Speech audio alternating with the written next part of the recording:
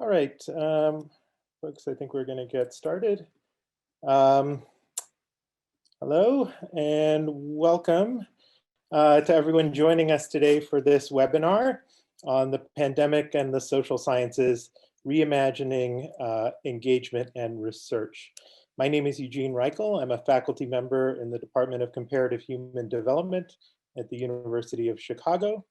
And I'm also faculty chair of the Health and Society minor in our Social Sciences division. Today's event is sponsored by the Health and Society minor, and I want to thank Dean Amanda Woodward of the Social Sciences division and James Sparrow, Master of the Social Sciences Collegiate Division, for their continued support of this program. I also want to give a big thanks to Jamie Gentry, our senior program manager, who does an amazing job of supporting our students and has been really instrumental in organizing today's event. This event is being live captioned, and you can view the captioning by clicking the CC icon at the bottom of your screen.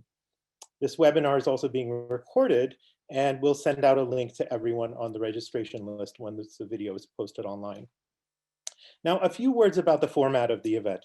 I'm going to start by giving a brief introduction, and after that, we'll hear from each of our four panelists in turn. Instead of introducing everyone at the start, I'll be introducing each of our panelists as we go along during this first round of comments. After that, we'll be moving into Q&A and discussion for the remainder of this session. We have with us two undergraduates minoring in health and society who will be serving as co-moderators and reading your questions to the panelists. They are Ileana Lopez Martinez, a fourth-year student majoring in sociology, and Connie Chen, a second-year student majoring in Germanic studies. Thank you both for joining us. The Q&A box should be open and will remain open throughout the event. Please feel free to add your questions at any point in the conversation. You can direct your questions to a specific speaker or to the entire panel. And then you can also upvote questions which you'd like our panelists to address. Before introducing each of our panelists in turn, I want to say a few words about the pandemic and its relationship to research and engagement in the social sciences. This event was inspired by an essay titled "Society After Pandemic," written by Alondra Nelson, then in her capacity as president of the Social Science Research Council, and published on the SSRC's website in April of 2020. And of course, since then, more recently, Alondra Nelson has been appointed the OSTP Deputy Director for Science and Society in the Biden administration.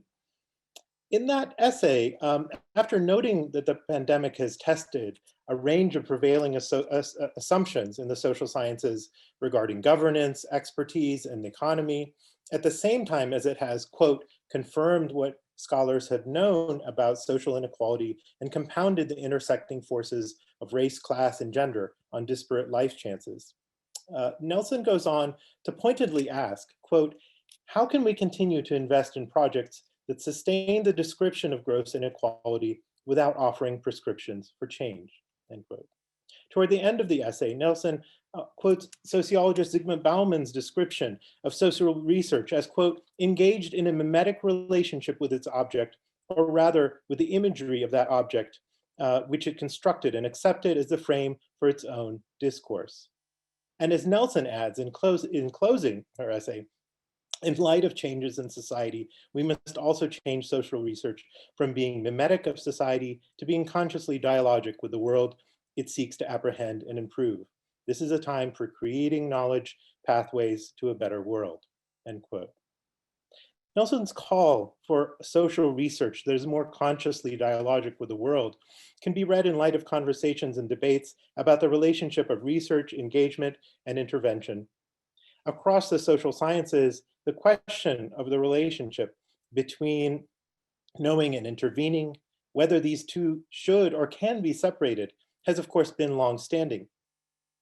These debates have taken a particular shape in the social sciences of health and medicine specifically, largely because these subdisciplines, and I'm thinking here of sociology, anthropology, and history of medicine, but also of a range of neighboring subdisciplines, have historically emerged and developed in close and sometimes contentious, sometimes productive relations to professions which have intervention and engagement at their center. medicine, nursing, public health, and others. Since the emergence of these subdisciplines, there have been many social scientists, of course, with MDs and MPHs. Some of them are joining us today. Many scholars who have pursued clinical work, who have been at the center of the world of global health, who have worked in agencies such as the CDC or WHO. Some have aligned themselves with the tradition of social medicine and have helped to lead its revival in recent years. And of course, the social sciences of health and medicine has been at the heart of research traditions which emphasize long-term collaborative engagement with communities throughout the world, in some cases in the form of work which engages people as research collaborators rather than as objects of research. On the other hand, there have been many social scientists who have argued for a range of reasons for a more distant stance towards engagement and intervention. For some, this is part of a critical stance towards institutions such as medicine and public health, and keeping a distance is an important part of being able to critique the logic of these institutions.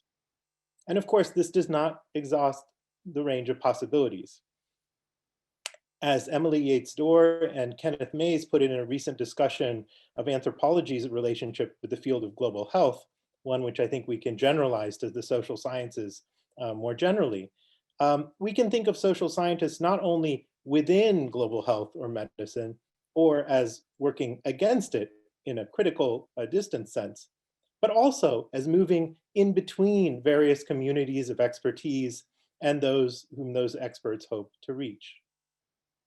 Today, I hope we can return to this question that Nelson's essay raises. How has the COVID-19 pandemic changed potentially the ways in which social scientists engage with the world? Should it? And today we have with us a group of scholars who I think will help us address these questions, not in an abstract mode, but through conversation about their own thinking and research from a range of different perspectives. And with this, I'm going to introduce our first panelist, who is Adia Benton.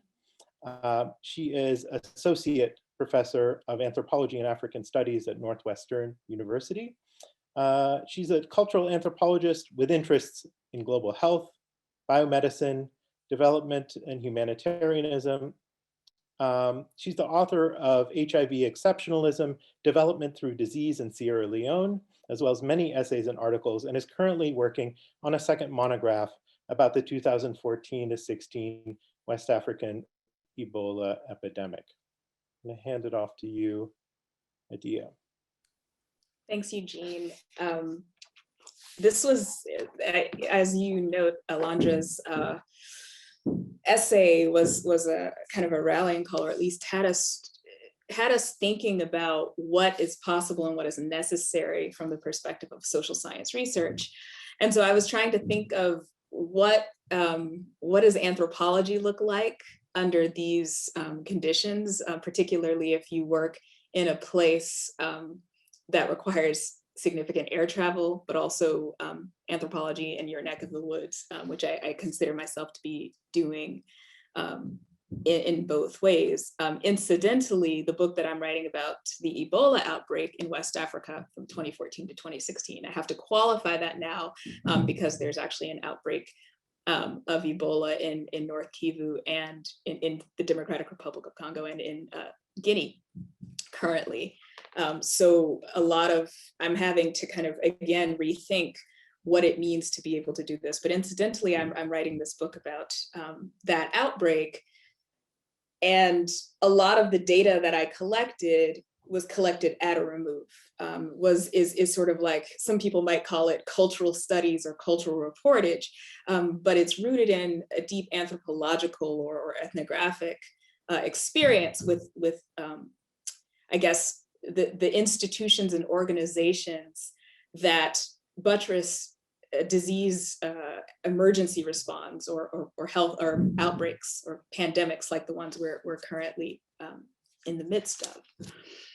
So my work is largely concerned with, I was trying to think also about what it means to have studied HIV/AIDS, which is its own pandemic.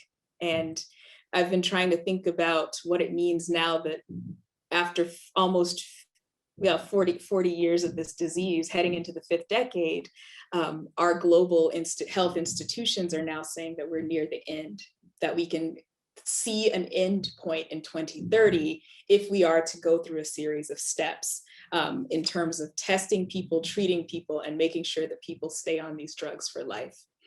What does it mean to imagine, to have a global imagination, a global imaginary or global health imaginary in which all of these ifs can be actualized and transformed to is?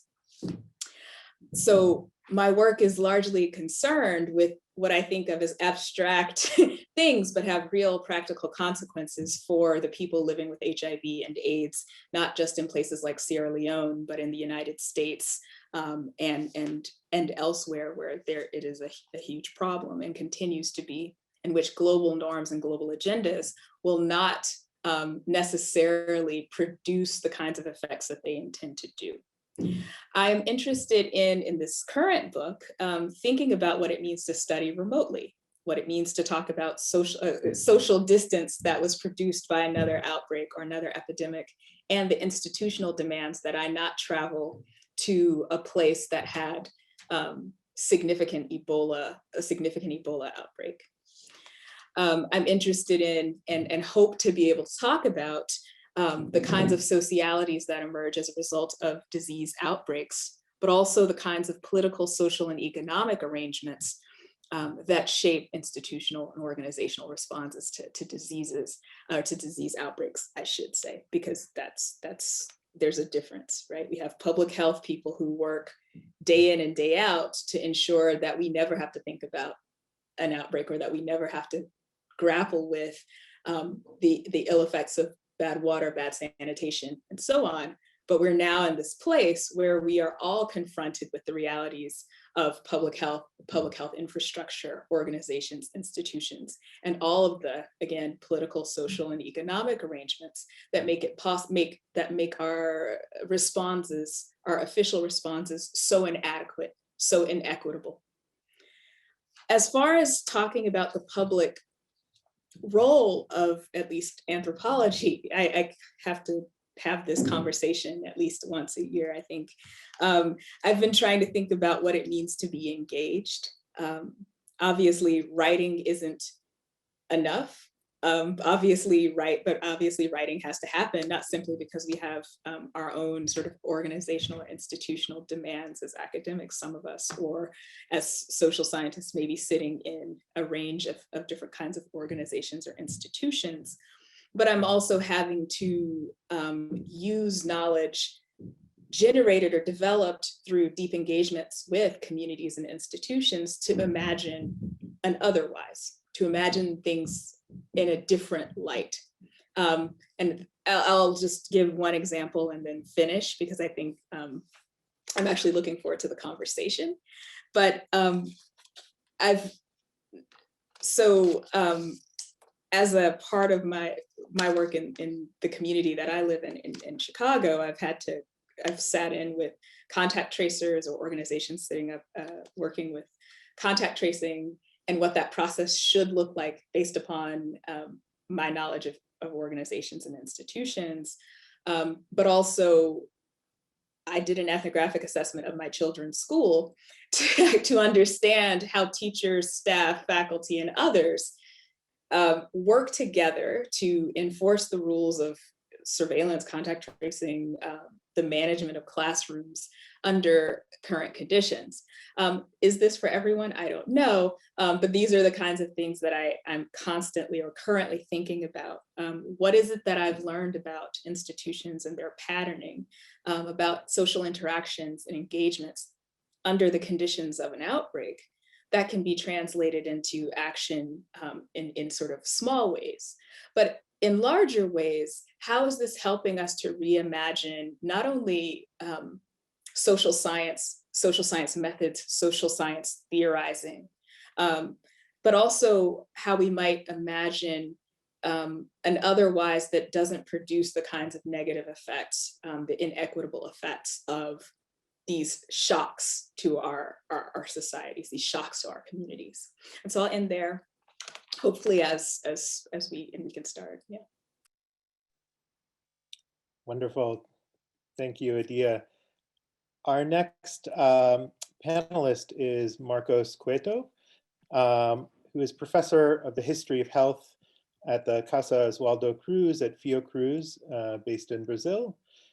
He's author of multiple books, including A History of the World Health Organization, written with Theodore Brown and Elizabeth Fee, Medicine and Public Health in Latin America, A History, and the Cold War and Deadly Fevers, Malaria Eradication in Mexico, 1955 to 1970. And he's also currently editor of the journal Historia Ciencia Salud. Marcos. Okay, thank you very much. Thanks, Eugene, Jamie, and the organizers of this meeting. What I'm going to do is say a few comments of the pandemic from the point of view of an historian of medicine, and then talk about a subfield of the social sciences, that is the socio-medical sciences. And from the point of view of an historian, from the point of view of Latin America, and also my institution that is basically a biomedical institution, but has also a strong component on socio-medical sciences. So I would like to begin by mentioning this work of the historian of medicine, Charles Rosenberg. He studied the epidemics of the 19th century in the US and found that these epidemics, the response to these epidemics could be explained as a play. That initially there was a denial and then a search for meaning and solutions. And I think that this first year that we have had COVID all over the world, at least since February, March of last year until today, could be organized in these two moments. There was a denial initially almost everywhere, even in China, even at the World Health Organization in the first weeks, very intense in Brazil. And only towards the final months of last year, there was a negotiation that the solution might be the vaccines.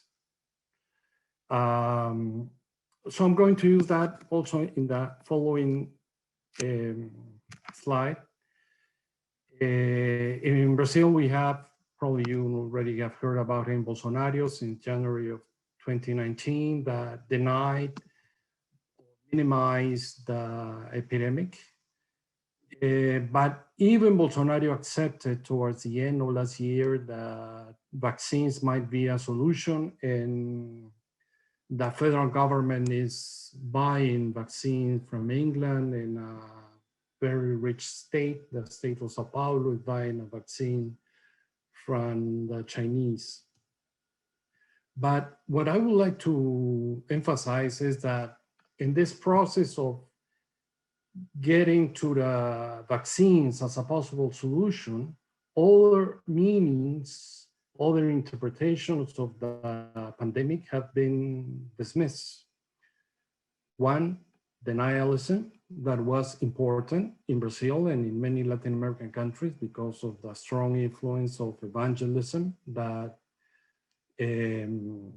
believed for a long time, including the president, that it was something related to the devil, or many people, including the sons of the president, that it was a conspiracy from communist China or from the Anglo-Saxon countries, namely the US and England, that wanted to destroy the most Christian country in the world, that in this version was Brazil. So they oppose, also they made an alliance with business people, and they argued that lockdowns were worse than the virus and were against any kind of lockdown, physical distancing, and mask wearing. But another meaning that was dismissed is the voice of the left health organizations that at the beginning of the epidemic in Brazil wanted to adapt the lockdown design in Europe. Brazil has a long history of social medicine, is one of the few Latin American countries that has a national health service. And they denounce social inequality, say that those lockdowns would not work in the favelas of the country because little access to water, or people live in small places, or there was no possibility of doing work from home or school from home because of the lack of access to internet. So presently, everything is around a big hope around the vaccines. These other voices still exist, but are not so important in this moment. And this is interesting. I think it is related to studies made in history, because historians of medicine have studied other cases of magic bullets, as we call them, these quick technological fixes to contain epidemics. And we have found that they have been problematic. For example, in the case of DDT in malaria, or antiretroviral drugs for AIDS. DDT used in the 50s against malaria. It was found that, well, basically these two technological interventions, it was found that they were more or less a mending patch, because they did not take into account the social and cultural conditions of the disease. No? And for example, in the case of malaria, rural poverty had to do with the existence of malaria. In the case of AIDS, these drugs that were used since the second half of the 1990s, it was not only a question of providing these drugs in developing countries, but it was found, it has been found in the last few decades, that half of the developing countries in the world still consider homosexuality a crime, and it was impossible to conduct an anti-AIDS campaign in those places. No? Even from a scientific point of view, vaccines can be a mending patch because, for example, in the case of malaria, from the beginning, it was known that DDT didn't kill all the species of the Anopheles, the mosquito that transmit the disease. And now there's a discussion if the vaccines will be able to protect people against all strains of the vaccines. And this leads me to a concept that I will try to explain also later, that I believe that even though nobody has talked openly about what is the goal of these different vaccine campaigns that are going on in the world, my impression is that the goal is containment, to contain the epidemic to some countries, to protect the developed countries and probably the middle and upper class of the world. But when the pandemic is no longer an emergency everywhere, it will not be a priority. It will be probably contained in the poorest countries in the world, and that is one of the dangers that we might face in the future, and probably social science that can help us to denounce that problem.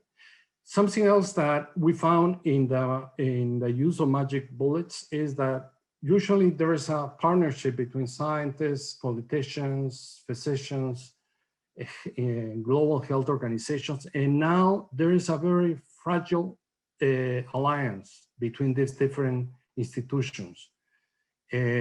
Not only the virus, but vaccines have nationalities, are related to specific countries. And to summarize it in a sentence, global bilateral deals are more important than any multilateral arrangement. Most Latin American countries are buying by themselves vaccines from China, Russia, England, the US, they do not rely so much in the program called COVAX facility organized by the World Health Organization and other multilateral agencies.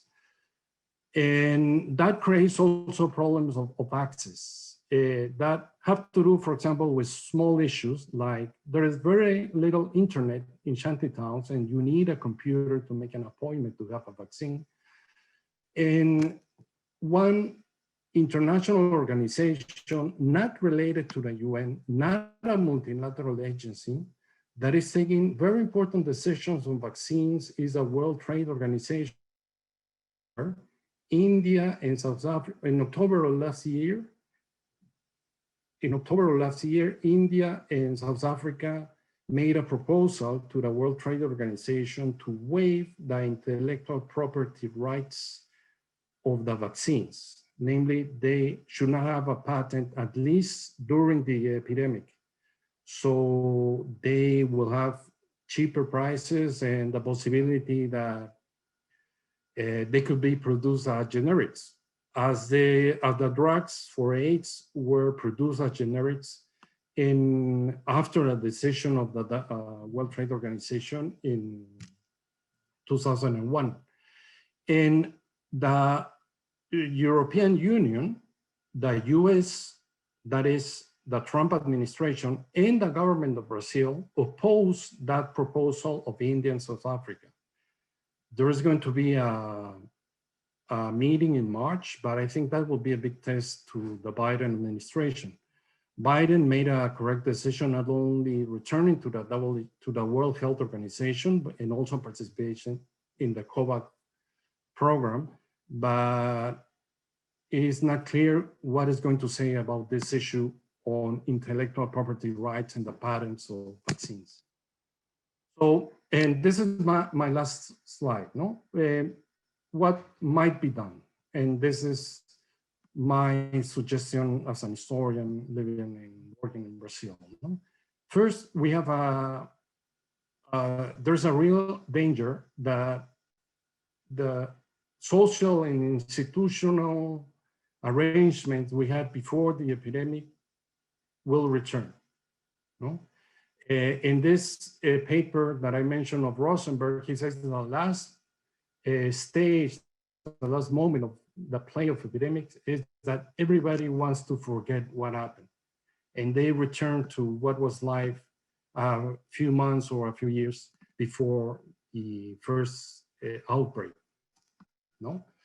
So what I think is, and this is thinking, I apologize if this is different from what Eugene said at the beginning, but most of the social medical investigations here have been applied. There have been some what could be called basic social medical sciences, but much of the research has been applied research. And I think that probably should continue, but should be more critical and more independent and not reduced to changes of individual behaviors that has happened in some programs. No?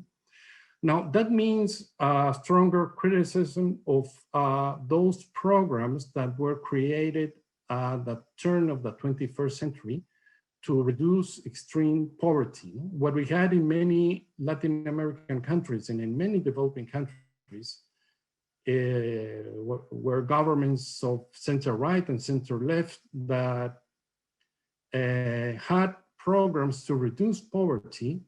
Some of these programs were very good, like the program of President Lula, the leader of the Workers' Party in the beginning of the 21st century, that fought against hunger.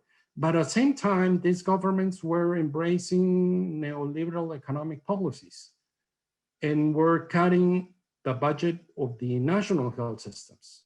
So this contradiction between creating an ideal and perfect program in a context of there are less and less resources for example, basic sanitary infrastructure or for the health system is a contradiction that I think we have to break. And we have been practicing this for maybe 2 decades or more. No? And not only this government, the World Bank and many agencies thought, well, you will apply this neoliberal economic recipe, and on the side, you will have a small social program to alleviate the problems of poverty. Then I think that something that we can do is revive what has been called in the past few years, the social determinants of health studies, or the political determinants of health. Probably some of you know that these studies can be traced to the last years of the 20th century. And there was a commission, an independent commission organized by the World Health Organization that produced a number of reports identifying the issues of race, gender orientation, and other social factors that created a different outcome in health within nations and between nations, no? I had an opportunity to talk with Marmot, that was the leader of this commission, Michael Marmot, a British epidemiologist, and he told me that he was very excited that this might be an important priority of the World Health Organization and other agencies. But in 2008, the same year of the financial crisis, there was a new director of the WHO, or the World Health Organization, that basically said that she was no longer interested in having social determinants as a priority. And I believe that since then, or probably before, there had been a more intense biomedicalization of epidemic outbreaks, where again, scientific and health experts have appeared as main managers of epidemic crises, and you can see it in, I think, in a number of diseases. No? And my last point is related to the book that Eugene mentioned in my presentation. In 2019, we published a book with Ted Brown LLC on the history of the World Health Organization. And the last chapter deals with the criticism inside and outside the agency. And an interesting criticism that we found is that many people believe that this agency, and also many health agencies in the world, are dominated by a staff of people trained in medicine, science, and public health. And that there was a need, for example, in the World Health Organization, of hiring more people coming from the social sciences, from communication, from education. And that was especially important because in the past 3 decades, for example, as the history of AIDS demonstrates, the role of health activists and NGOs, where people have different backgrounds and only a few are physicians, have been so important. So having people trained in social medicine, taking decisions in health might be difficult, but hopefully it can be done. Thank you.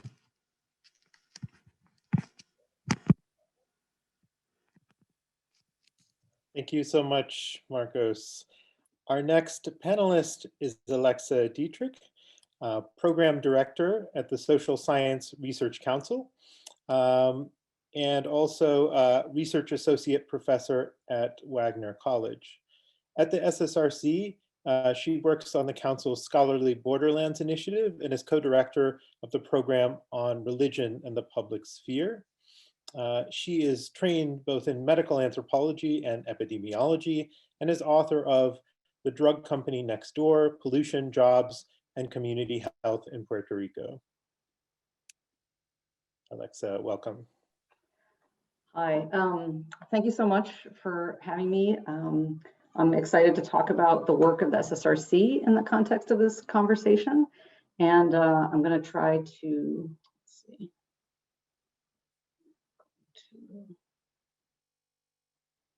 Share my screen here so that you can get a little bit of a a look about, since of course, much of our work really exists online. I'll talk a little bit about that right now. And you can take a look at some of these, some of the work that you can, and folks can go into the website and look at that more generally. So what I wanted to do just briefly in this presentation is to talk about and highlight the collaborative work around COVID that we've done, in particular under Dr. Alondra Nelson's leadership, and to give some context also for how it fits into our broader mission. So the SSRC is nearly 100-year-old organization dedicated to social science for the public good, which is obviously on our website here. What that really means is that we're an organization that has been around for a very long time, and we've done a lot of good work, but we're also really still learning, and I think we've become increasingly conscious of that in this moment. We're a nonprofit, non-governmental organization, a place for all the social sciences and practitioners of social research more broadly to come together to set a research agenda for the most pressing issues of our time. So over the last 98 years, we've had many different programs and projects, but we also continue to examine broader themes from different vantage points over time. So for example, social inequality is a theme that we return to again and again, unfortunately, because it continues to be such a pressing issue. Of course, also questions about democracy, and you can see this Media Well is one platform that we have for looking at the questions of disinformation in particular. We have other programs around democracy.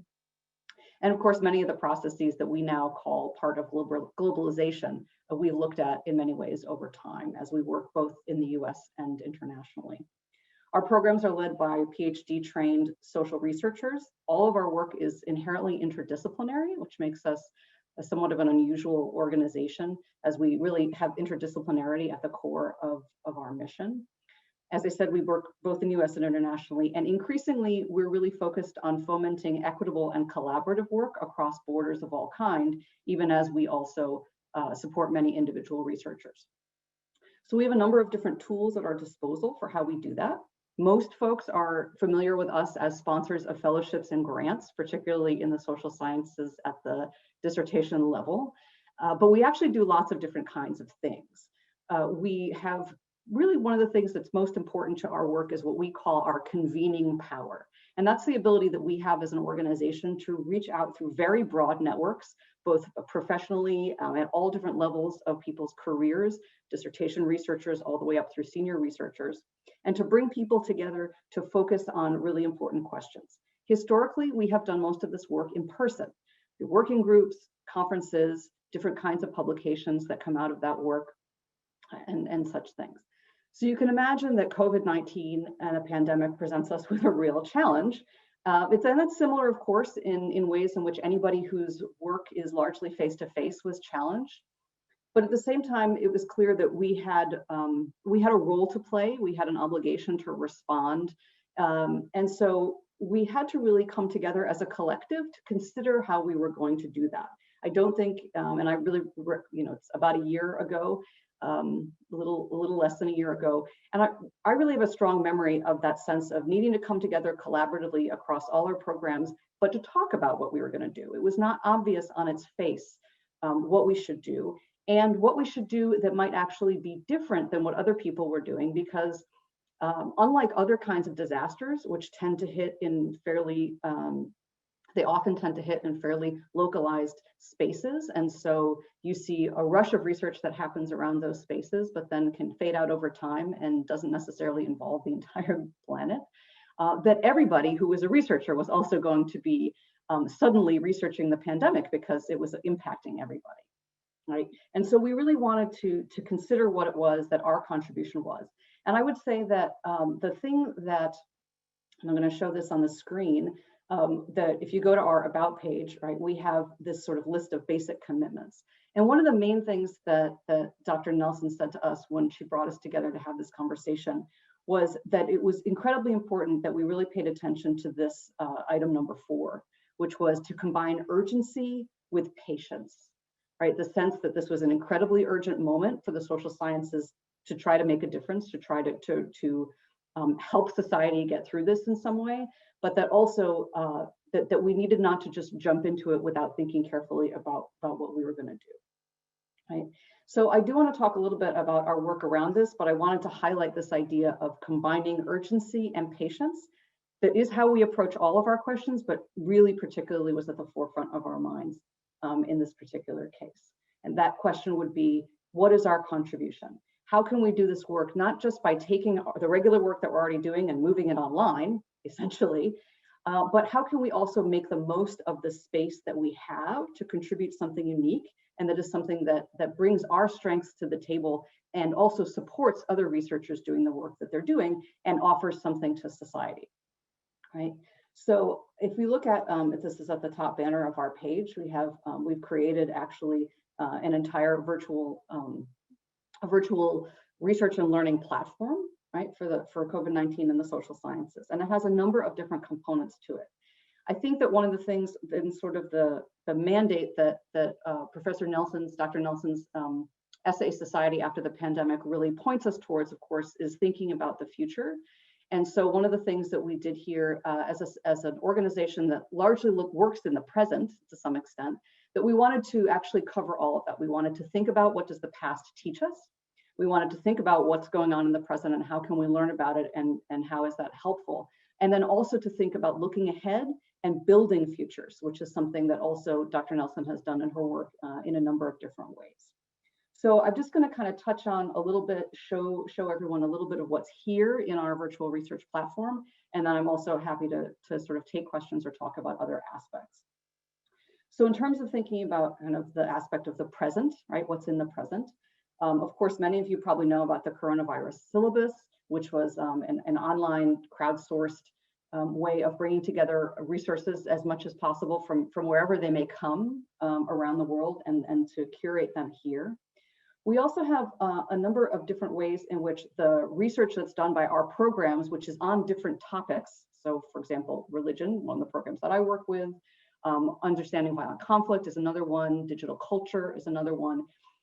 And we also have a program called Measure of America. So here you can see highlighted, it happened that they were doing research, they do a lot of research on youth. And so they were able to bring together and show how progress that had been made in terms of supporting youth in the United States, and with development goals and other sorts of things, was being impacted immediately by COVID-19.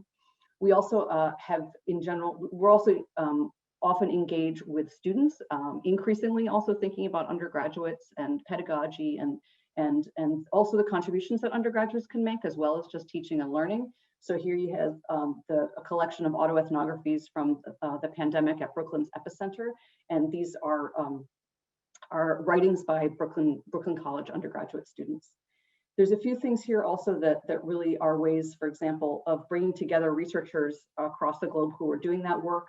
We're posted here a link to the Natural Hazard Center. The University of Colorado Boulder has a registry for folks who are doing work here, as well as the Societal Experts Action Network link. So these are places where, whether they're affiliated with us or not, if researchers come here, they can find ways to connect with other researchers. And then also, of course, grants. We did run a very large grant competition to support immediate work that was being done predominantly virtually, which was very new for us, but was an exciting opportunity to support the work being done across, in all different kinds of methodologies. So whether it's sort of Zoom ethnography or data analysis at a large scale. And then the Public Health Surveillance and Human Rights Network was a series of meetings, and a report, I think, is actually coming out this week, that brought together researchers and policy workers from across the globe who were looking at the question of how do we, for example, work on digital contact tracing using new technologies to try to address the pandemic, but also address what has been the past several years a strong concern of the SSRC, which is thinking about the intrusion of technological surveillance in our lives. So then if we think about, just briefly think about, and of course there's more on here, but think about the question of the past. One of the things, I'm sorry if this is making anybody dizzy to go down here like this, but one of the things we also wanted to highlight on this page was previous work that we have done through the curation of essays in particular, and of supporting of research on the question of what we would now call unnatural disasters. Many of you may have heard the turn of phrase, there's no such thing as a natural disaster. This is becoming increasingly something that social scientists are urgently kind of trying to point out to policymakers. So whether it's Hurricane Katrina, September 11th, or other kinds of impacts happening through global warming, which this essay series addressed. that we want to understand the COVID-19 crisis as part of a continuum of unfolding and increasing unnatural disasters, right? So how can we think about the past in the present? And then finally, I want to think about, this is just one way that we are thinking about beyond some of these other essay series, the question of looking ahead, which was the creation of a time capsule for future researchers. Professor Benton contributed an interview for this. And so thinking about what it is that we could be doing now to help inform how people will understand the pandemic in the future, as well as are trying to kind of immediately understand it in the present, and how can that contribute to not only to better policy, but sort of building futures continuously. And then just the last thing I want to point out here, because it's something that I think we're all frankly very proud of in this, is that each of our programs, whether they were working on violent conflict or religion, or the work that we've done in supporting all sorts of research, predominantly by researchers, local researchers in Africa, democracy, all these different topics, that then the directors of those programs worked with scholars working in those fields to curate a series of essays that bring together our understanding of the pandemic with the work that we're already doing on these really important topics, so that we were looking for ways to not only apply what we're learning, but also to structurally think about and to try to move forward with the idea of how we embed continuous learning in our processes, and therefore how do we sort of use that to continue to build society, not only around the question of public health and health inequalities, but also as it pertains to other topics that we're already working on. So I think I'm going to leave it there, and looking forward to the conversation as well. Thank you so much, Alexa. Before introducing our fourth panelist, I just want to remind everyone that you can put your questions into the Q&A box and upvote questions that you'd like to see answered. Our fourth panelist is Lindsey F Wylie, who is Professor of Law and Director of the Health Law and Policy Program at the Washington College of Law at American University. Trained in law and public health, her research focuses on access to healthcare and healthy living conditions in the US and globally. She is the author of Public Health Law, Power, Duty, Restraint, also a book titled Public Health Law and Ethics, a reader with Lawrence O. Gosselin, and the forthcoming book, Feminist Judgments, Rewritten Health Law Opinions. Welcome. Hello, thank you, Eugene. And thank you so much to the organizers for including me in this important event. I think I'm kind of the odd one out on this panel, maybe in a few ways, but I'm honored to be included, and I'm learning so much from my fellow panelists' presentations. I'm really looking forward to the discussion, so I'll try to keep my comments brief. So as Eugene said, my work is at the intersection of two fields, law and public health practice. And when I contemplated the theme of tonight's discussion, I started by thinking about whether I view myself as a social scientist, and what the work that I do as a scholar of public health law and ethics adds to this discussion of the role of social science in pandemic response and recovery. Is law a social science? Is public health a social science? Maybe. There are certainly colleagues of mine in legal and public health scholarship who are social scientists, but I'm actually not sure that that's a way I primarily identify myself. My own orientation within law and public health is that I embrace the practical significance of my work, and I embrace its use in legal and in political even advocacy. I view law and public health as both inherently political. So I'm part of a school of public health law, policy, and ethics scholars that's sometimes referred to as new public health, which seems sort of pretentious in some ways. A lot of my work explores the legitimate boundaries of public health and public health law and policy as fields of study, practice, and action. So there's a rich literature and a controversy that really dates back well over a century over what counts as public health and what makes health public. I think the way that I often put it in my own work is that there is There's hardly a more crucial question in public health law and policy. Many debates boil down to this central question of what counts as a health problem and which of these health problems are matters of public rather than merely personal responsibility. And personal responsibility has been a frequent refrain in the last year, in the US as well as in other places throughout the world. The idea that personal responsibility for staying home, for wearing masks, has been used throughout the pandemic to deflect responsibility from government and institutional decision makers. It's also been frequently invoked in this debate within my field over the legitimate scope of public health law and policy, where the claim that something is a matter of personal responsibility attempts to take it off the table for government intervention and support. So I want to use my time tonight to focus on how these tensions and contradictions are playing out in two shifts together that make up this new public health law that I identify myself as a scholar of, and the implications of the just utterly unconscionable failure of the US pandemic response to the COVID pandemic for the future of new public health law. First, in contrast to the old public health law of infectious disease control, new public health law applies the public health perspective, including its population orientation, its prevention orientation, and its social justice commitment, really an express commitment to social justice and progressive ideals. And it also applies the public health law toolkit of direct regulation, taxation, spending, including redistributive spending and litigation strategies, to non-communicable diseases, to injuries, to violence, to problems that were traditionally viewed very much in personal and interpersonal terms. Second, and more relevant to the COVID pandemic, in comparison to the old public health law, which focused on discrete threats, specific microbial threats and medical countermeasures, new public health law relies on the insights of social epidemiology, to move public health law and policy further upstream to address the structural and social determinants of health, which other speakers have referred to.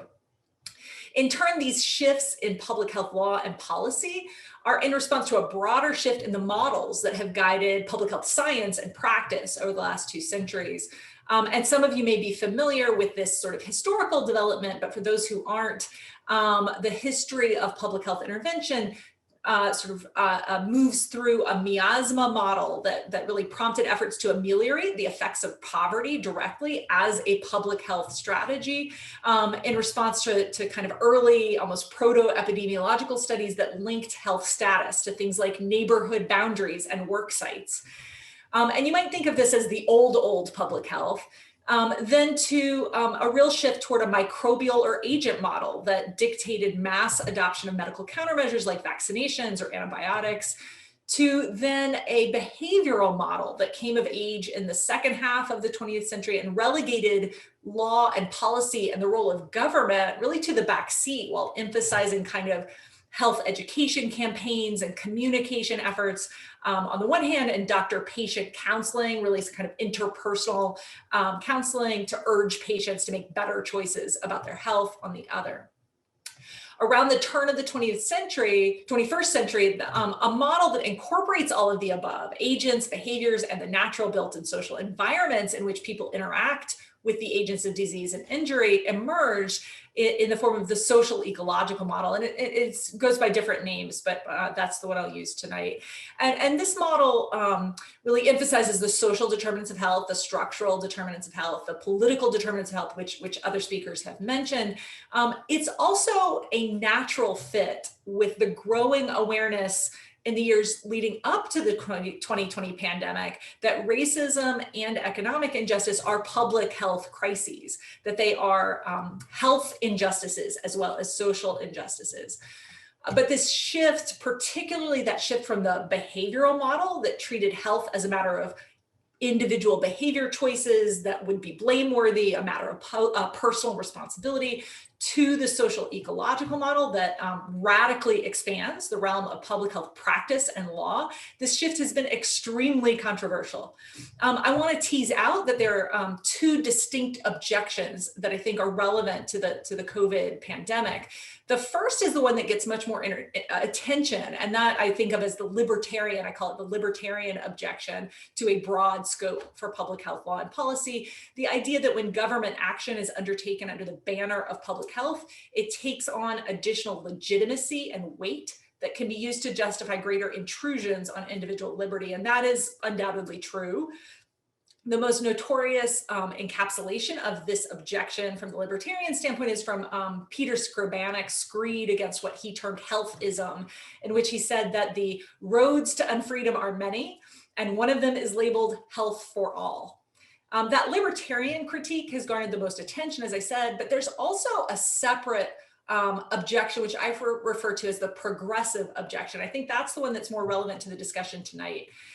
Larry Gostin, my co-author and mentor, gave voice to this objection when he questioned whether there was enough to be gained by addressing racism, poverty, homelessness, xenophobia, and more as determinants of health per se, as public health issues, and whether doing that might put the supposed scientific neutrality and coherence of our field at risk. Does it threaten neutrality? Does it threaten coherence to address, to add anti-racism and anti-poverty and housing justice and criminal justice, environmental justice, transportation policies, basic income support, et cetera, to frame these issues as public health concerns? So this is something I also call the so what objection to a broad framing of public health as encompassing action on these social and structural determinants of health. Several of us in the public health law and policy field, including Larry Gostin, have written extensively to defend an expansive scope for new public health law against that libertarian critique, but a lot less has been written in response to that progressive or so what objection. And that's the one I'm more interested in. The common response is that viewing social ills as public health threats alters a kind of moral calculus and maybe adds political weight to efforts to address them. But that doesn't really get us very far in terms of anything that really matters to people who study and practice and use law and public health science. There are only so many ways to say that seeing something as a health threat makes people care more about it. In my pre-pandemic work, I added a couple of additional ways that thinking about racism, poverty, and more as social determinants of health should change what we do and how we do it in ways that add value, and value that outweighs any risk of incoherence. I actually don't place a lot of stock in the kind of neutrality, value of neutrality of public health law, because I don't see it as neutral to begin with.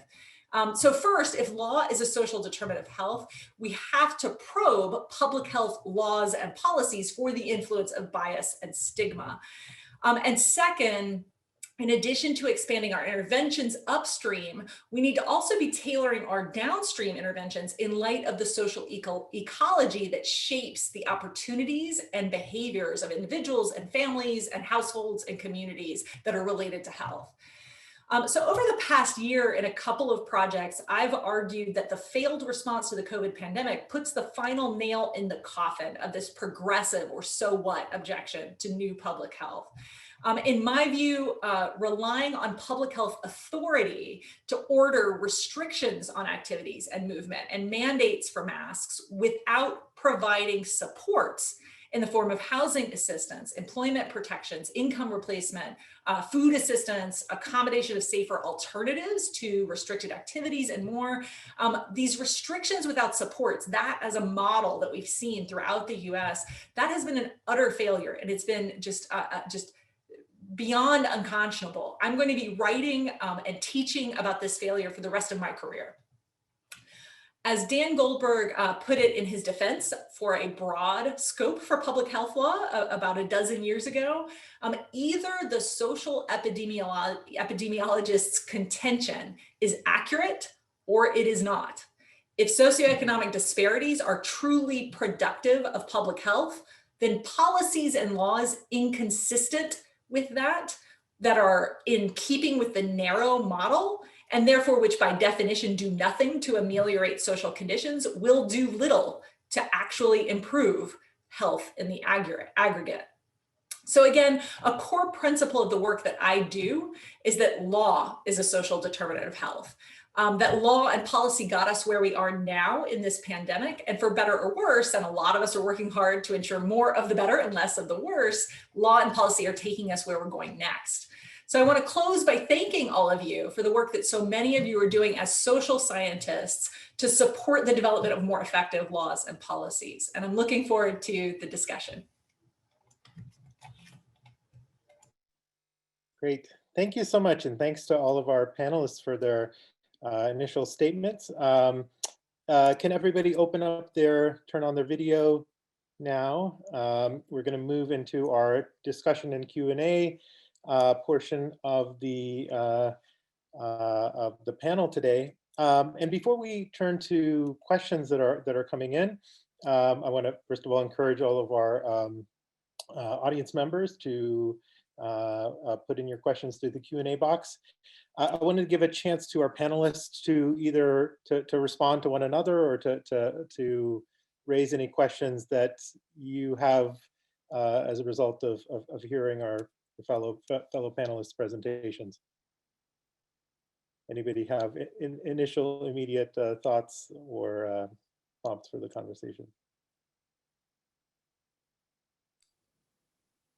I do, but I'm worried that the people who posted their questions won't get a chance to hear what is going, or have a chance to hear answers to their questions. But oh my God, Lindsey, I learned so much about public health law that I didn't know. I follow Lindsey on Twitter, and I'm always like, oh, what are the guidelines? Like, what is every state doing? It's there on Lindsey's Twitter feed. But so now that I've learned those debates, I'm kind of intrigued. But one of the questions that I actually had was for Marcos, in that question about, or the Rosenberg reference. I teach that every year, but I'm always finding myself pushing back against the dramaturgical event, the fact, because I always think it reads as like, it reads from one playwright's perspective, right? Like it's sort of like, it's a question that I've been butting up against or thinking with when I think about, say, the end of AIDS, that discourse, but also what kinds of politics makes that possible. But it isn't, even if it's the end of AIDS as a global policy agenda, is it the end of AIDS for anyone who's now living with it as a chronic illness, which is actually the point of the end of AIDS. It's so there's that piece, but there's also this idea that we will forget. I think that the question is always like, who will be forgetting at the end of this? I'm still trying to, so the Ebola epidemic of 2014 to 2016 is still on my mind, but it's also, it reanimated. So in addition to, I guess what I would say is the previous national traumas were reanimated by the Ebola outbreak, which is to say, the security apparatus that emerged during the war period got mobilized for public health purposes. So the military was stationed at different checkpoints to take people's temperatures and to police movements. They were also, rehabilitation centers were used to rehabilitate Ebola patients. So the checkpoints, I remember looking at the checkpoints on the map and saying, oh, those are the war checkpoints. Those are the same checkpoints. And so what I'm seeing too in response to other disasters in Sierra Leone, but also in the United States, is that we've mobilized Ebola relief. We've mobilized those same kinds of structures. And so that's where I've been lately kind of fighting with Rosenberg. And the concept of the dramaturgical event. And again, what does this mean? I guess the reason that I'm bringing it up in the context of this is, what is COVID-19? What will it have wrought? But also I think one of the things Alondra did in her piece, she talks about that mirror to society. I think, what is it also revealing about us, which also Rosenberg to his credit, does mention in that piece. But I've been trying to think about like what it means to like frame this in terms of the dramaturgy, the predictable like rise and fall. Are we talking about its narration, re-narration and telling? Are we talking about the embodied, lived political experiences of having gone through a disaster like this?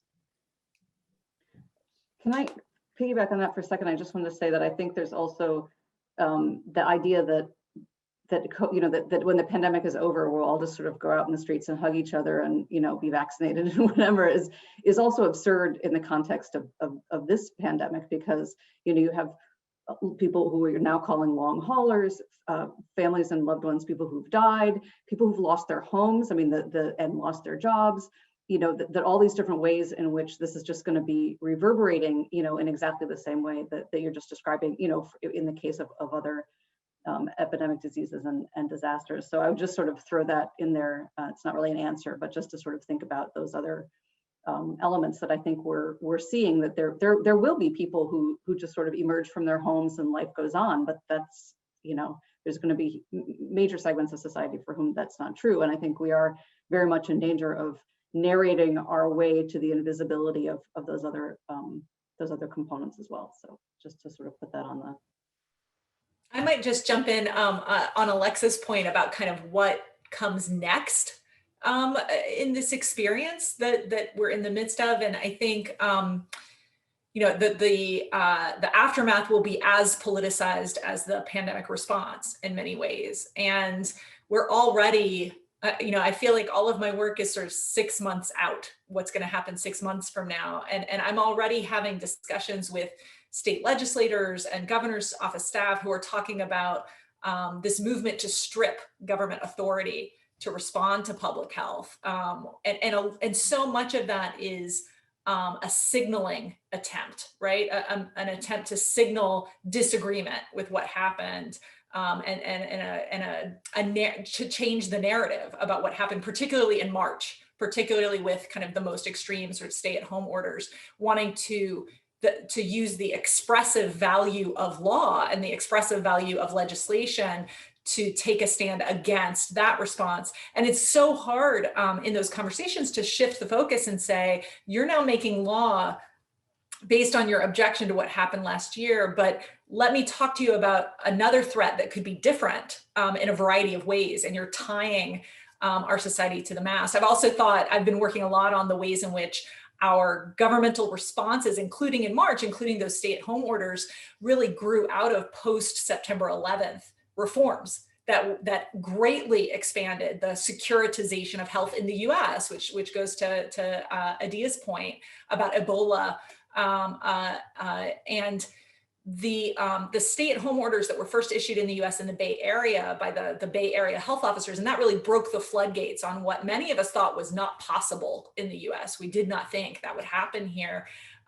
Those orders were taken off the shelf from plans for a nuclear, like a dirty bomb attack, right? A radiological disaster, and repurposed for an infectious disease event. Meanwhile, the infectious disease plans, which exist, right? They were SARS 2003 plans, were not touched. And when you look back at those plans, it's a very different sort of way of talking about what we do as a society in a situation like this. So I think that repurposing of narratives and that evolution is only going to continue in the next several years.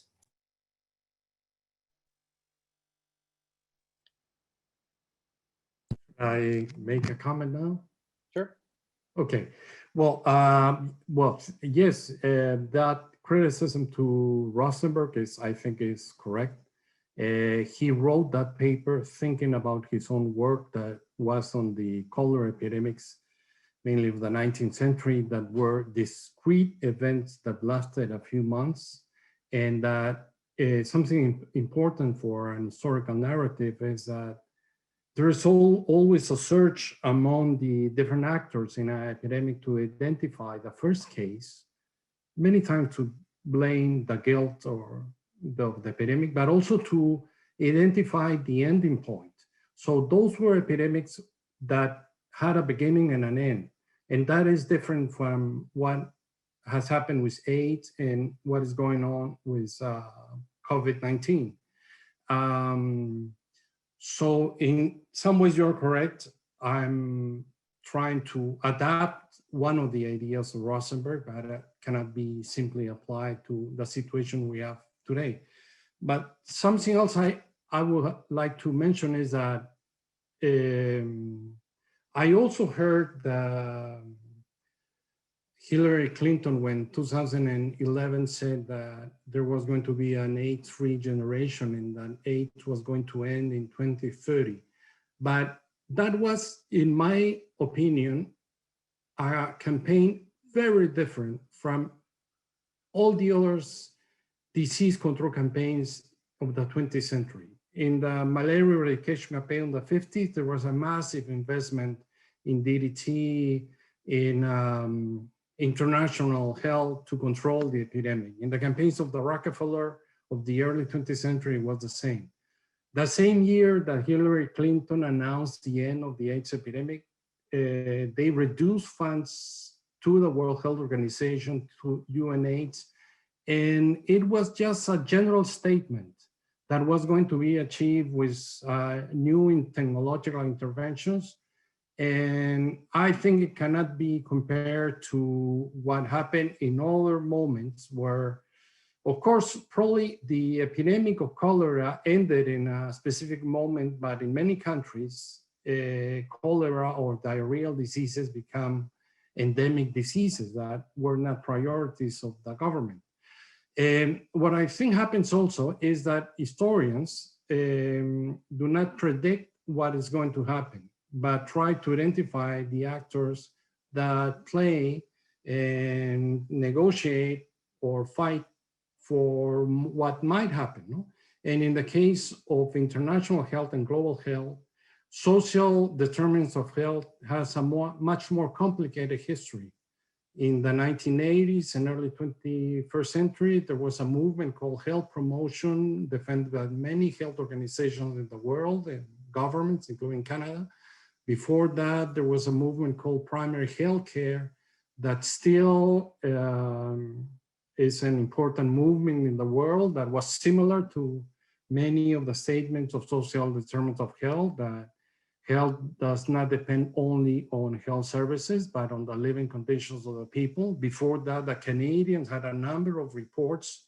In the 19th century, you find people like Rural Virtue that inaugurated something called social medicine. So there has been always been a trend that sometimes have achieved visibility on having a more social approach to public health.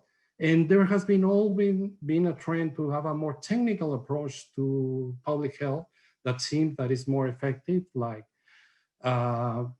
defended by the Rockefeller Foundation, but the Gates Foundation. So probably what we're seeing and not fully understanding today is that there might be negotiation, if we can call it, or struggle between two different possibilities of what will happen after the pandemic, and it's not clear when this after will happen. And these two options that have existed in the past have something to say. Scientists and people who promote the vaccines are organizing a number of meetings and publications related to access, basically. But also people like Marmot have been very effective in defending a different understanding on how to deal with a pandemic and how global health should be recreated after the pandemic. No? There are a number of proposals that are at least, 5 or 7 years old and are calling the refundation of global health, for some people call it planetary health. There are a number of proposals of what should happen in the future. And for me, at least, it's not clear what is going to happen or when it's going to end. And again, when it's going to end, I think it's not a matter only of the US or Europe. It would be important to understand that where it's going to end, it would mean in the whole world. No? The pandemic as an emergency, or the response to the pandemic as a priority. Great. So we've got a lot of really great questions coming in on the Q&A. Connie is going to start us by reading a question submitted by Warwick Anderson. Yeah, so the question is, we are frequently urged to simply follow the science during the pandemic. Meanwhile, STS scholars like Latour argue that critique has run out of steam in relation to climate change science. So what are the grounds for social science critique of the contemporary sciences of infectious disease management? Can we offer critique, or must social sciences be quiet till the pandemic has run its course? Can I just throw one thing on the table for that? And then I'd love to actually hear what everyone else has to say about it too. But as someone who's trained very qualitatively in anthropology, but also in epidemiology, I just want to sort of put on the table that I think one of the problems that's occurred here in this particular debate with respect to the pandemic is that there's also a question of, the fact that epidemiologists take in the data they have and they analyze it, but it also changes with new data, right? And so that there's an element of that that has gotten lost in this debate about following the science. So that's not the only answer. And I definitely feel like no, social scientists don't have to be quiet, but I think there's also been a pretty bad handling of the explanation of like, what do we mean by the science, right? And there's also all different kinds of science at play, right? There's the virology of it, there's the epidemiology of it, there's the, all these different pieces. And so how we the science communications piece of it has been equally terrible as much as everything else. So I'm not saying that, following the science always, but the idea that science is somehow this unitary and it only has one answer ever and all those kinds of things, I want to put that out maybe as to begin the conversation, and love to hear what everyone else has to say about it.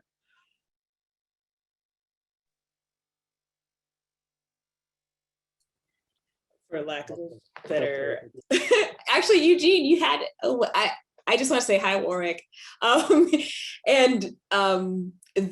of course you would ask that question, but I think I'd like to just sort of piggyback on Alexa. When I hear Tony Fauci, for example, say follow the science, I'm like, dude, there's a lot of science and there's some science and the science is changing. All of it, not just, the virology is changing, the immunology, how people are thinking about the immunology, how people are thinking even about the social science. We are the models that we use, the epidemiological, economic, and others, are drawing data from in real time. We're seeing fluctuations and changes in the dynamics of transmission as we speak. Following the science is like a rhetorical move to shut down things that sit outside of, or to set boundaries of what constitutes the science that should be followed. And that's sort of been the thing that I've been chasing down too. Like, what is the science? What constitutes science? I've been shut down. You're not an epidemiologist. And I'm like, well, actually, I do have some training in epidemiology. Or you're not a virologist. Guess what? I'm not, and I'm not commenting on the virology. I am also an anthropologist who has, I didn't realize that ethnography mattered. Yes, hell yes. Because I am seeing different kinds of behaviors at different points in time. March looks very different from now. Well, last March, we're almost in March, I'm sorry. Shocker to everyone who's sitting here. And anyway, that's just my 2 cents. I'll just jump in really quickly on this. And I know I keep being like the odd one out a little bit, and I'm like, law, let's talk about law, everybody. But one of the biggest debates in the courts, one of the biggest things being challenged in the courts this year isn't individual rights. It's actually this split between science and policy, because it has implications for which government decision maker has the authority. And so the court cases that have actually resulted in striking down regulations have been more about who is the right decider than they've been about individual rights as a hard limit on what government can do. And that question about decider, who's the right government decider, is about law and policy, right? So the idea, about policy and science, the idea is supposed to be that bureaucratic agencies, which are led by people appointed in part because of their scientific expertise, they are the ones who follow the science, but they have to be guided by policy choices of the legislature, right? So you can't actually make a decision about when is the right time to reopen schools based solely on science, right? There are also policy choices and values choices that we make about priority. So in the Supreme Court, there's this pair of decisions that have come down, which are a huge change, a really massive, really sea change on constitutional doctrine, on infectious disease control law, and on religious liberty. And what's happened there is the Supreme Court essentially said, well, churches and other houses of worship are warranted to what's called most favored nation status, right? The most favorable exceptions available for any facility must be offered to houses of worship. That's what the Constitution requires. And the immediate question of a scientist would be, well, wait a second, because hospitals are pretty crowded places. And hospitals are pretty, the justification for that is not that they're not risky. The justification for that is their priority. But that's just not even part of the discussion. This science policy choice and science and risk priority distinction has really gotten muddled a lot in the debates about the restrictions and the legal challenges as well.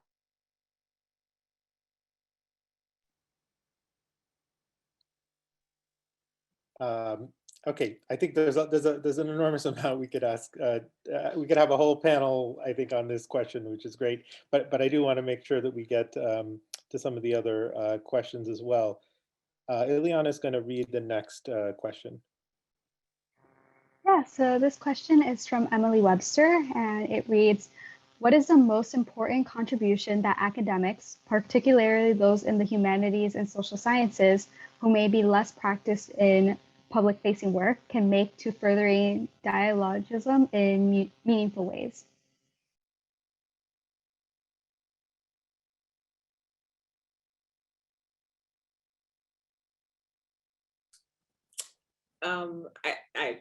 Whatever. I'll be first. It's like a hangover from classes when I say, does anyone have anything to say? And they're just like, they sit there. But I like this question because I see public facing and I'm like, which publics are you talking about? So I think a lot about the students that I work with every week who are actually trying to, well, one of the things I remember from one of the last quarters where I was teaching is I put up a play that I had written, and I had students acting in the play and directing the play. And there was this moment where they were like, oh, we have to leave this audition because we have to go protest whatever they were protesting. And it kind of made me think about how a lot of what we were teaching and talking about in class formed the grounds and the basis for the work that they were doing as activists in their communities. I was sitting in on contact tracing meetings with a friend at University of Chicago and Partners in Health to say, these systems are not compatible. So the publics, so I may not have been facing the public, but some of the ways, some of the connections and networks I'm a part of allow me to be able to leverage some of the kind of experience or expertise that I've developed through studying something deeply. Reaching out on Twitter, and for whatever that's worth, has actually expanded my ability to both say things, but also to learn things that I can bring back. I was like trying to figure out how to do wastewater sampling, like wastewater sampling here in my neighborhood. And there were people who were like, oh, I like you on Twitter, so I am going to introduce you to my friend who takes people's shit from, who steals shit from houses, like that. And so, there are all of these ways that like, I find myself kind of, facing the public in ways that are not necessarily me turning outward and saying, I have something important to say, but actually engaging in dialogues with people who are, like my publics are, the students that I work with, the other scholars that I'm talking to, even sitting on panels for grants, like in these kinds of panels, these are important ways to do this stuff. I was hanging back specifically because I wanted to hear what Adia had to say. And I was hoping that she would mention Twitter. And it's so nice to actually be in a virtual space with you. We haven't actually met, but I hope we can meet in person one day. I've been reflecting a lot on Twitter and on social media and on that aspect of public facing work for me, which is new. Before the pandemic, I used Twitter to make myself pay attention at conferences, right? I would like live tweet people's presentations because I'm not somebody who learns by listening. And it was like a way of taking notes, but also like helping promote my friends when they give presentations. And it's completely changed for me. And Adia is one of the people I really kind of look to as a model for different ways to be in that space. I'm an office person and I really miss that. Like I like hallway conversations and I like chatting with people, and Twitter I think has become my hallway in the office in a lot of ways. And that's a little scary. Like that might be kind of messed up that I'm using it that way because it is completely publicly available. But that might be one of the reasons that tenure is a good thing that I am enjoying as well. But yeah, that kind of public engagement has really changed my academic writing too, because if I engage with somebody and try to explain a recent Supreme Court case or try to explain a local school board decision or who's in charge of these decisions, it really helps me to think about how do I explain this in a way that explains why it matters, what somebody to whom it matters needs to understand about it. And I think that's been really valuable in my growth as a public-facing scholar. And I do not think I was a public-facing scholar really in any way prior to this year, but now I've been on the Today Show and my mom was like super psyched about that. So there's that. I wanted to just jump in, if I could, for a second, partly because I would be remiss if I didn't boost our essay forums as a public-facing product, so to speak. But one, I think that not only are they're really excellent for teaching with, I think, and we pay a lot of attention to sort of having them not be something that only speaks to the experts in their fields. But also one of the things about this set of information and thinking about the pandemic is that, and I did an interview with a journal, an online journalist, a video journalist, and she said, I came across this and I just couldn't believe it was all available for free. And one of the things that it's so absurd that we'd be talking about, what makes something public facing in terms of scholarship, and it's like, well, it's not behind a paywall for one, and that there's so much so much stuff that we produce as scholars that's really rich and useful ends up literally being unavailable because it's in a book that nobody knows where to buy, or that's too expensive, or it's behind a paywall. And even at this point, things like the Washington Post and the New York Times, which I think we used to look for these public-facing editorials and all these other things, if you don't have a subscription for it, you reach your 5 or 10 articles and then you're done. So I do think that also just being conscious about when we do produce things, not only think questions about language and accessibility and other types of, also producing in different kinds of media and formats, but also just, the question of what do we mean by being available or accessible? It means all sorts of different things, and a paywall is one of those. So that's just one thing to think of. Yeah, and a brief comment that I use with my students is also to try to use the time to learn something different from what they usually study. Something related to what I just mentioned, that was planetary health. And I'm glad that Warwick is in the audience because he has a number of works on planetary health and he's an historian. But something interesting, I think that there is an implicit criticism to the frontiers that we have in the universities. The academic disciplines that we have established for probably centuries are not being very useful to understand the crisis that we're living on. So the idea of science as something that is exact, and social science and humanities as something that is subjective, I think is wrong. And planetary health, for example, has a more global proposal of understanding the environment and the health of the people together at the same time.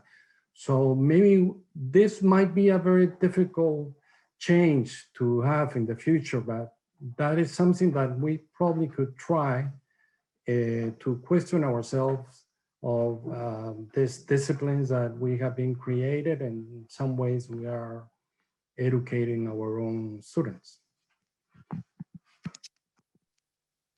Well, thank you so much. Unfortunately, we've much too quickly run out of time.